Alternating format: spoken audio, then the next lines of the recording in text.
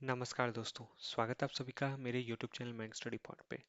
दोस्तों, आज के इस वीडियो में हम लोग बात करेंगे international banking and foreign exchange management के बारे में, जो अप्रैल साइकिल 2025 सेमेस्टर 4 का असाइनमेंट है। ये बैंकिंग एंड फाइनेंस मैनेजमेंट का असाइनमेंट है। दोस्तों, असाइनमेंट शुरू करने से पहले मैं आपको असाइनमेंट्स के कुछ गाइडलाइन बता देना चाहता हूँ, जो अगर आप फॉलो करते हो तो आपको अच्छा स्कोर करने को मिलेगा और साथ ही कॉपी केस जैसे इश्यूज फेस करने से आप बचोगे। दोस्तों, गाइडलाइन बताने से पहले मैं आप सबको ये बता दूं कि माइंड स्टडी पॉइंट का एक वेबसाइट भी है www.mindstudypoint.com, जहाँ पे आप जाके अपने कोर्सेज के ई बुक्स, अपने कोर्सेज के असाइनमेंट्स, अपने प्रोजेक्ट्स डाउनलोड कर सकते हो ऑर्डर कर कर। फ्री वाला नहीं है ये, यहाँ पे सिर्फ वीडियो आपको फ्री में मिलती है, बाकी हर चीज़ आपको चार्ज है इसका। तो आप वहाँ पे जाके ऑर्डर दे सकते हो, क्योंकि काफ़ी ऐसे स्टूडेंट्स हैं जो स्कैम हो चुके हैं डिफरेंट डिफरेंट लोगों से। ये कह कर वो लोग आपसे पैसे लेते हैं कि वो लोग सस्ते दामों में आपको प्रोजेक्ट्स और असाइनमेंट्स बना के देंगे, और पैसे मिलते ही वो आपको ब्लॉक कर देते हैं या फिर आपके साथ स्कैम कर देते हैं।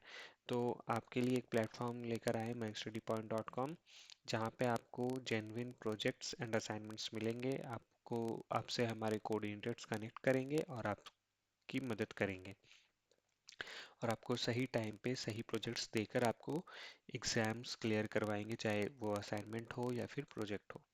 और उसमें और भी डिफरेंट काफ़ी सारे सर्विसेज के बारे में बात की गई हैं, आप लोग ज़रूर विजिट कीजिएगा। अब हम लोग अपने असाइनमेंट की बात करें तो असाइनमेंट आप जब प्रिपेयर करोगे तो कोशिश कीजिए कि किसी भी कंटेंट को कहीं से भी कॉपी और पेस्ट नहीं करेंगे। कॉपी पेस्ट करने से आपको कॉपी केस का इशू फेस करने को मिल सकता है। जितना हो सके उतना कंटेंट को यूनिक बनाइए, जितना हो सकता उतना प्राइवेट रखिए। जो वर्ड लिमिट दिया हुआ है उसी वर्ड लिमिट पे कंस्टेंट रहिए। कहीं पे अगर आपको 1000 वर्ड के लिए है तो वहाँ पे आप लोग मैक्सिमम 1100 लिख सकते हो और मिनिमम 900 वर्ड लिखिए। 500 वर्ड के लिए मैक्सिमम 600 वर्ड लिखिए और मिनिमम 400 वर्ड लिखिए। किसी भी तरह का लिंक शेयर मत कीजिए। सेंटेंस को हाईलाइट करने के लिए आप सिर्फ बोल्ड यूज़ कीजिए, किसी भी कलर का यूज़ मत कीजिए। फॉन्ट एरियल या फिर टाइम्स न्यू रोमन यूज़ कीजिए और उसका साइज 12 रखिए बस। इन सभी चीज़ों का अगर आप फॉलो करते हो तो आपको कहीं भी कभी भी कॉपी केस जैसा इशू फेस करने को नहीं मिलेगा। दूसरा, स्कोर अच्छा कैसे करें। स्कोर अच्छा करने के लिए आप आंसर पैटर्न का यूज़ कर सकते हैं। बॉडी, इंट्रोडक्शन, बॉडी और कंक्लूजन। अगर थ्योरी पेपर है तो बॉडी, और न्यूमेरिकल पेपर है तो introduction, calculation, conclusion.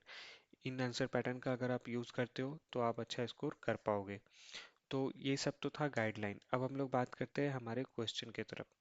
Question number 1 जो 10 मार्क्स का है, यहाँ पे आपसे ये पूछा गया है, suppose you are an intern and at a leading financial company, a new client needs information of the workings of the foreign exchange market. Prepare a summary of the different types of players in the foreign exchange market and nature of their transaction in the market. बताया गया है कि suppose कीजिए कि आप एक intern हो किसी एक फिनेंशियल लीडिंग कंपनी के, जहाँ पे क्लाइंट एक नया इंफॉर्मेशन लेकर आया है working of the foreign exchange market, जो फॉरेन एक्सचेंज मार्केट में काम करता है।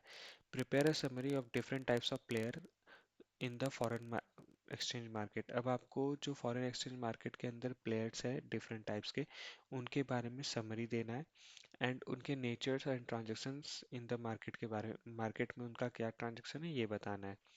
तो बेसिकली दोस्तों, मैं स्टार्टिंग से बोल कर आ रहा हूँ कि मुझको बुक्स के आंसर्स से सेटिस्फेक्शन नहीं मिलता। तो अधिकतर मैं फोकस करता हूँ कि एक्सटर्नल सोर्सेज से मुझको जितना ज़्यादा एग्जांपल्स और जितने ज़्यादा इंफॉर्मेशंस मिल जाए मैं उनको फॉलो करूँ। लेकिन कई लोग होते हैं कि उनको बुक के ही आंसर्स लिखने हैं, तो आप बुक में पेज नंबर 26 से लेके 29 तक फॉलो कर सकते हो। वहाँ पे आपको इससे रिलेटेड कुछ आंसर्स मिल जाएंगे। तो यहाँ पे मैंने 26 पहले से ओपन कर रखा है, पेज नंबर 26 या evolution of the Indian foreign exchange market, और उसके ठीक नीचे है players of foreign exchange market. जिसको आप पढ़कर आप अपने प्लेयर्स के बारे में बता सकते हो कि कौन कौन से प्लेयर्स हैं जो फॉरेन मार्केट में हैं और किस तरीके से मदद करते हैं। तो आप ये पूरा पढ़िए। पढ़ने के बाद इसे आप अपने वर्ड में एक्सप्लेन ज़रूर कीजिए 1000 वर्ड के लिए। तो ये क्वेश्चन नंबर 1 आपका सॉल्व हो गया। Question number 2, Mr. Mudit has recently shifted to the US to work and stay there for the long run. Mister Mudit एक पर्सन जो यूएस शिफ्ट होता है हाल फिलहाल में काम के कारण, और वो कोशिश करता है कि वो वहाँ पे लॉन्ग रन के लिए रहे। He would still like to hold a bank account in India, और वो ये भी चाहते हैं कि इंडिया का वो एक बैंक अकाउंट को अपने पास होल्ड करके रखे। What options does he have in this regard? Discuss in detail the features of different accounts he may open and maintain. अब यहाँ पे आपको इसके आंसर्स को देने के लिए मैं तो आपको सजेस्ट करूंगा कि एक्सटर्नल सोर्सेज का यूज़ करें, लेकिन आप चैप्टर 1 और चैप्टर 3 को पढ़ने के बाद इसे अपने वर्ड में ज़रूर एक्सप्लेन कीजिए। पढ़ने के बाद आपको समझ में आएगा किस किस टाइप के बैंक्स हैं और अकाउंट्स होते हैं डिफरेंट, उनको किस तरीके से डील करते हैं, उनको किस तरीके से मेंटेन करना है। ये आपको चैप्टर 1 और चैप्टर 3 पूरा पढ़ोगे तब जाके आप इसके आंसर्स को लिख पाओगे। तो यहाँ पे मैं ई बुक पे नहीं जा रहा, मैं बुक पे नहीं जा रहा, आपको यहाँ चैप्टर वाइज बता दे रहा हूँ। तो इसको आप पढ़िए और उसे फिर अपने वर्ड में बनाकर लिखिए 10 मार्क्स के लिए।